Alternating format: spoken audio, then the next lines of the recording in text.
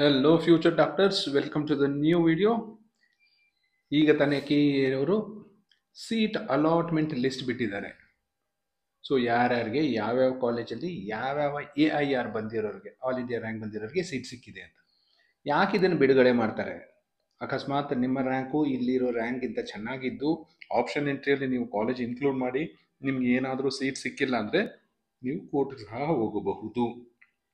ಈಗಲೇ ಹೋಗ್ಬೇಕಂತಿಲ್ಲ, ಯಾವಾಗ ಬೇಕಾದರೂ ಹೋಗ್ಬೋದು ನೀವು. ಬಟ್ ನಿಮ್ಮ ಆಪ್ಷನ್ ಎಂಟ್ರಿಯಲ್ಲಿ ಆ ಕಾಲೇಜಿನ ಇನ್ಕ್ಲೂಡ್ ಮಾಡಿರ್ತೀರಾ, ನಿಮಗೆ ಸೀಟ್ ಅಲಾಟ್ ಆಗಿಲ್ಲ, ಬೇರೆಯವ್ರಿಗೆ ಯಾರಿಗೂ ಅಲಾಟ್ ಆಗಿದೆ. ಇದು ಟ್ರಾನ್ಸ್ಪೆರೆಂಟ್ ಆಗಿರಲಿ ಅಂತ ಎವ್ರಿ ಇಯರ್ ಅಲ್ಲ, ಲಾಸ್ಟ್ ಇಯರಿಂದ ಈ ಥರ ರಿಲೀಸ್ ಮಾಡ್ತಿದ್ದಾರೆ. ನೋಡ್ಬೋದು, ಫಸ್ಟ್ ಸೀಟ್ ಅಲಾಟ್ ಆಗಿರೋದು ಆಲ್ ಇಂಡಿಯಾ ರ್ಯಾಂಕ್ 21 ಬಂದಿರೋರಿಗೆ ಬ್ಯಾಂಗ್ಳೂರ್ ಮೆಡಿಕಲ್ ಕಾಲೇಜಲ್ಲಿ ಅಲಾಟೆಡ್ ಕ್ಯಾಟಗರಿ GM 65,100. ಇನ್ನೊಂದು ಹೇಳ್ಬಿಡ್ತೀನಿ ನೋಡಿ, ಇನ್ನೆಲ್ಲ GM ಅಂತಿದೆ, ಇವರೆಲ್ಲ GM ಅಲ್ಲೇ ಇರಬೇಕು ಅಂತ ಏನೂ ಇಲ್ಲ. 3AR ಅಂತೆ, SA ಜನರಲ್ ಅಂತೆ, 1G 2HK ಯಾವ ಕ್ಯಾಟಗರಿ ಇದ್ರೂ ಅವರ ರ್ಯಾಂಕ್ ಏನಾದರೂ ಚೆನ್ನಾಗಿ ಇತ್ತು ಅಂದರೆ ಫಸ್ಟ್ ಸೀಟ್ ಅಲಾಟ್ ಆಗೋದೇ ಜನರಲ್ ಮೆರಿಟಲ್ಲಿ. ಸೊ ಇದು allotted category, not claimed category.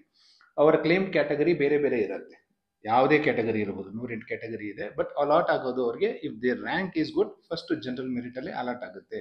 Seats ಹೇಗೆ ಅಲಾಟ್ ಆಗುತ್ತೆ ಅಂತ ಒಂದು ವಿಡಿಯೋ ಮಾಡಿದ್ದೆ, ಅಲ್ಲಿ ಹೇಳಿದ್ದೆ. ಈಗ ಇಲ್ಲಿ ಎಕ್ಸಾಂಪಲ್ ಸಮೇತ ತೋರಿಸ್ತಾ ಇದ್ದೀನಿ. ಎಲ್ಲ ಜನರಲ್ ಮೆರಿಟ್ ಇದೆ ನೋಡಿ. ಇವರೆಲ್ಲ ಜನರಲ್ ಮೆರಿಟ್ ಕ್ಯಾಂಡಿಡೇಟ್ಸ್ ಇರೋದಿಲ್ಲ, ಬೇರೆ ಬೇರೆ ಕ್ಯಾಟಗರಿ ಇರ್ತಾರೆ. ಅಲಾಟೆಡ್ ಕ್ಯಾಟಗರಿ ಅವರ ಅಡ್ಮಿಷನ್ ಆರ್ಡ್ರಲ್ಲಿ ಎರಡು ತೋರಿಸ್ತಿರುತ್ತೆ. ಒಂದು ಕ್ಲೇಮ್ಡ್ ಕ್ಯಾಟಗರಿ ಅಂದರೆ ಅವ್ರು ಯಾವ ಕ್ಲೇಮ್ ಮಾಡಿದ್ರು, 3AG ಅನ್ಕೊಡಿ. ಅಲಾಟೆಡ್ ಕ್ಯಾಟಗರಿ ಯಾವುದು, GM. ಅದಕ್ಕೆ ತಲೆ ಕೆಡ್ಸ್ಕೊಳಕ್ ಹೋಗ್ಬಿಡಿ. ನೀವು ಈವನ್ SC ಜನರಲ್ ಆಗಿದ್ದರೂ ನೀವು ಜನರಲ್ ಮೆರಿಟ್ ಅಲ್ಲಿ ಅಲಾಟ್ ಆಗಿರುತ್ತೆ. ತುಂಬಾ ಜನ ತಲೆ ಕೆಡ್ಸ್ಕೊಂಡ್ಬಿಟ್ಟಿದ್ದಾರೆ, ಓ ನಮ್ಮ ಕ್ಯಾಟಗರಿನೇ ಚೇಂಜ್ ಮಾಡಿಬಿಟ್ಟಿದ್ದಾರೆ KE ಅವರು ಅಂತ. ಅಲ್ಲ, ನಿಮ್ಮ ರ್ಯಾಂಕ್ ಚೆನ್ನಾಗಿದೆ, ಅಲಾಟೆಡ್ ಕ್ಯಾಟಗರಿ ಮಾತ್ರ GM ಅಲ್ಲಿ ಇರುತ್ತೆ. ನಿಮ್ಮ ರ್ಯಾಂಕ್ ಕೆಟ್ಟದಾಗಿದ್ದರೆ ಮಾತ್ರ ನಿಮ್ಮ ಕ್ಯಾಟಗರಿಗೆ ಹುಡ್ಕೊಂಡು ಹೋಗ್ತಾರೆ ಅವರು ಅಷ್ಟೇ.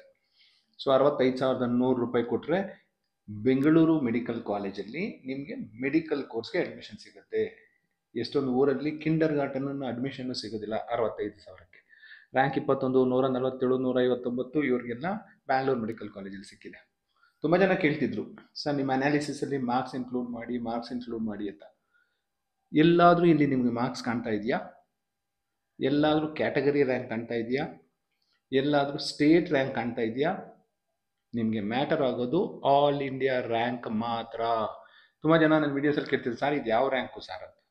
ಆಲ್ ಇಂಡಿಯಾ ರ್ಯಾಂಕ್ ಬಿಟ್ಟು ಇನ್ಯಾವುದು ತಲೆ ಕೆಡಿಸ್ಕೋಬಿಡಿ. ಈ ವರ್ಷದ ವಿದ್ಯಾರ್ಥಿಗಳು ಇಲ್ಲ ನೆಕ್ಸ್ಟ್ ಬರೋರು, ಈಗ ಸೆಕೆಂಡ್ PU ಓದ್ತಾ ಇರೋರು, concentrate only on all India rank, nothing else. ಇದೊಂದರ ಮೇಲೆ ಮಾತ್ರ ನಿಮಗೆ ಕೌನ್ಸಿಲಿಂಗ್ ನಡೆಯೋದು, ಸೀಟ್ ಅಲಾಟ್ ಆಗೋದು.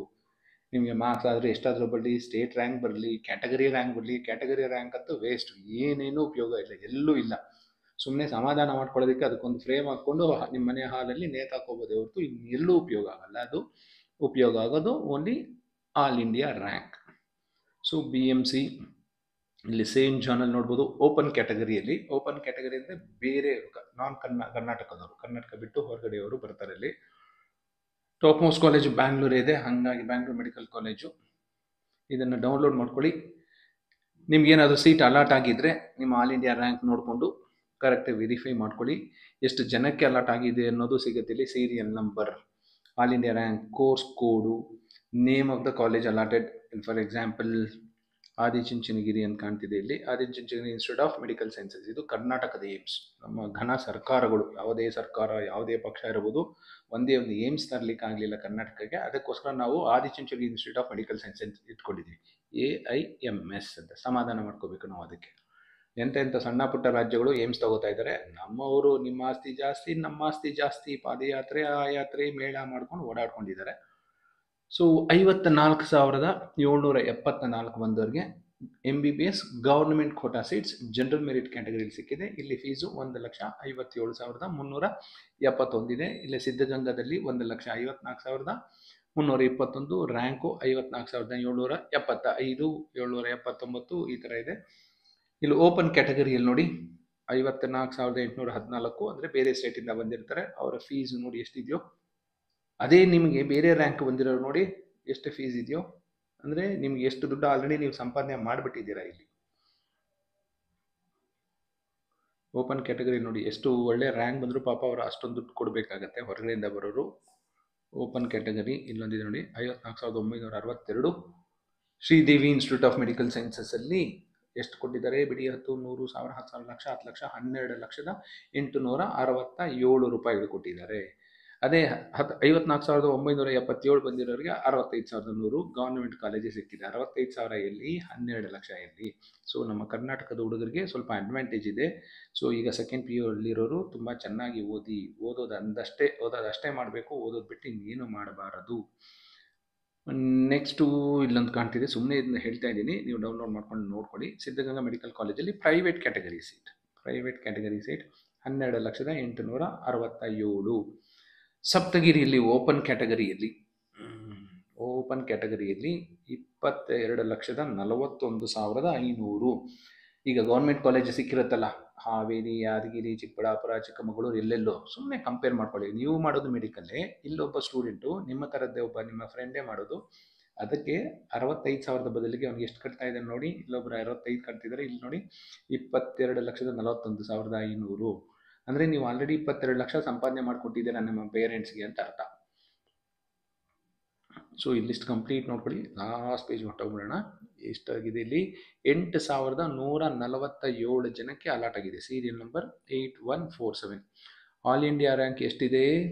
1,38,000 ಇದು ಇಲ್ಲ, 13,88,643.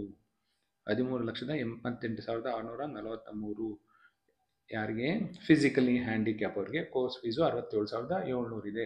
ಫಸ್ಟ್ ಅಲಾಟ್ ಆಗೋದು ಫಿಸಿಕಲಿ ಹ್ಯಾಂಡಿಕ್ಯಾಪ್ ಅವ್ರಿಗೆ, ಆಮೇಲೆ ಸ್ಪೋರ್ಟ್ಸ್ ಕೋಟಾ, ಈ ಥರ. NRI ತುಂಬ ಜನ ಕೇಳ್ತಿದ್ರು, NRI ಸೈಟು ಅಂತ. NRI ಇಲ್ಲಿ ನೋಡಿ ಎಷ್ಟಿದೆ. ನೀವು ಡೈರೆಕ್ಟಾಗಿ ಕಾಲೇಜವ್ರ ಹತ್ರ ಮಾತಾಡ್ಕೊಂಡ್ರೆ ಇದಕ್ಕಿಂತ ಕಡಿಮೆಗೆ ಸಿಗುತ್ತೆ. 30,12,700 ವರ್ಷಕ್ಕೆ ಫೀಸು. ಎಲ್ಲಿ? ಶ್ರೀ ಬಸವೇಶ್ವರ ಮೆಡಿಕಲ್ ಕಾಲೇಜಲ್ಲಿ.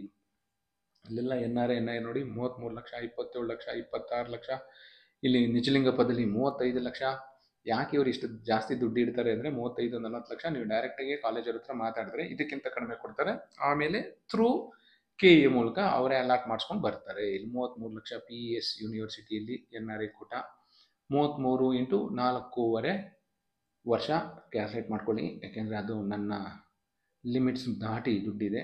ಇಲ್ಲೊಂದು ನೋಡ್ಕೊಳ್ಳಿ, MVGಯಲ್ಲಿ 40,12,700. 40 × 4.5 1,80,00,000 ಮೇಲೆ ಜಾಸ್ತಿ ಆಯಿತು. ಅದೇ ನೀವು ಡೈರೆಕ್ಟಾಗಿ ಇವರೆಲ್ಲ ಏನು ಅಷ್ಟೊಂದು ಕಟ್ಟೋದಿಲ್ಲ. ಫಸ್ಟ್ ಇಯರ್ ಮಾತ್ರ KEಗೆ ಇಷ್ಟು ಕಟ್ಟಿರ್ತಾರೆ. ಇನ್ನು ಉಳಿದಂತೆ ಅವರು 1,4 ಕೋಟಿ ಮ್ಯಾಕ್ಸಿಮಮ್ ಅಷ್ಟೇ. MVGಯಲ್ಲೆಲ್ಲ 1, 10, 1, 20, 1,4 ಕೋಟಿಗೆ ಮಾತಾಡ್ಕೊಂಡು ಬಂದಿರ್ತಾರೆ. ಸೆಕೆಂಡ್ ಇಯರ್, ಥರ್ಡ್ ಇಯರ್ ಕಡಿಮೆ ಕಟ್ತಾರೆ ಅಷ್ಟೇ. ಯಾಕೆ ಇವರು 40 ಲಕ್ಷ ಇಡ್ತಾರೆ ಅಂದರೆ ಯಾರೂ ಬೇರೆಯವರು ಡೈರೆಕ್ಟಾಗಿ ಅಪ್ಲೈ ಮಾಡಬಾರ್ದು ಅಂತ. ಇವರೆಲ್ಲ already booked under management quota ಅಷ್ಟೇ. ಈ ಥರ ಇದೆ. ಚಂದ್ರಮ್ಮ ದಯಾನಂದ ಸಾಗರ್ 38 ಲಕ್ಷ. AG 40 ಲಕ್ಷ. NRI ಇವೆಲ್ಲ ಬೇಡ. ನಾನು NRI ಅಲ್ಲ, ನೀವು NRI ಇಲ್ಲ. ಸೊ ನಮಗೇನಿದ್ರು 3 AG, GMR, 2 AG ಇಲ್ಲೆಲ್ಲ ಇರುತ್ತೆ. ಸೊ ಇಲ್ಲಿಷ್ಟು ನೋಡ್ಕೊಳ್ಳಿ. This is just to maintain the transparency. ಯಾರಿಗೆ ಯಾವ ಕಾಲೇಜಲ್ಲಿ ಯಾವ ರ್ಯಾಂಕ್ ಬಂದವ್ರಿಗೆ ಅಲಾಟ್ ಆಗಿದೆ, ಅವ್ರ ಎಷ್ಟು ಫೀಸು, ಅವರ ಕ್ಲೇಮ್ಡ್ ಕ್ಯಾಟಗರಿ ಯಾವುದು, ಕ್ಲೇಮ್ಡ್ ಕ್ಯಾಟಗರಿ ಅಲ್ಲ, ಅಲಾಟೆಡ್ ಕ್ಯಾಟಗರಿ ಯಾವುದು ಅಂತ ಈಗ ತಾನೇ ರಿಲೀಸ್ ಆಗಿದೆ. ದಯವಿಟ್ಟು ನೋಡ್ಕೊಳ್ಳಿ. All the best.